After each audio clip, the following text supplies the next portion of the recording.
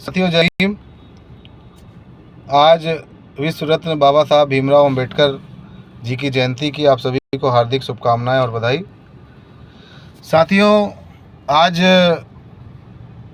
जो देखने में मिल रहा है कि जनसंघ जो आगे चल के जनता पार्टी और भाजपा जिसने रूप लिया, उनके लोग भी आज दलित समाज के गाँव में अंबेडकर जयंती के कार्यक्रम में शामिल हो रहे हैं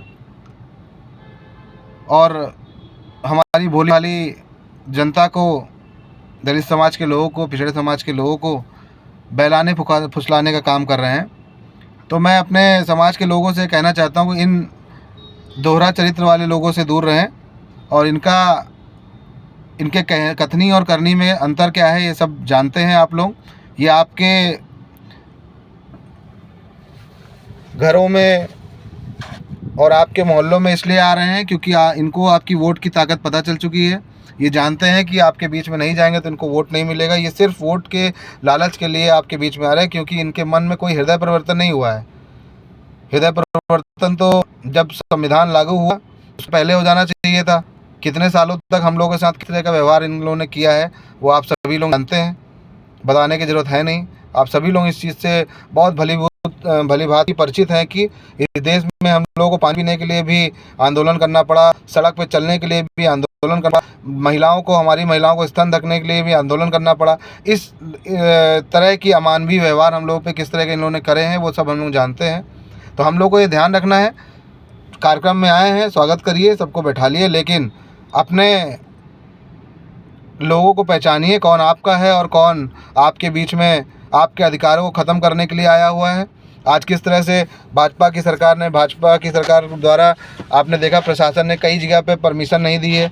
बहुत से लोग, गांव में लोग परेशान हैं, परमिशन नहीं मिल रही। अगर आप सच्चे बाबा साहब को मानने वाले अनुयायी अगर हैं, आप बाबा साहब को मानते हैं तो आपको परमिशन देनी थी। परमिशन, आपकी रैली निकलेगी तो कोई दिक्कत नहीं, आपकी कांवड़ यात्रा निकलती है, कोई समस्या नहीं होती है।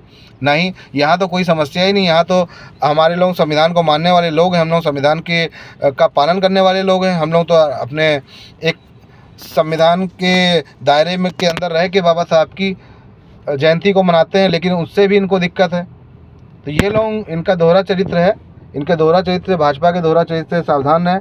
और सपा समाजवादी पार्टी 2007 में जब जियो लाई थी, जिनके जियो में था कि अपने निजी स्थान पर भी अगर कोई बाबा साहब की प्रतिमा लगाना चाहता है तो उसको भी परमिशन लेनी चाहिए। तो ये सपा के फर्जी पीढ़ी से, भाजपा से, इन सब लोगों से आपको दूर रहना है, समझना है, जानना है।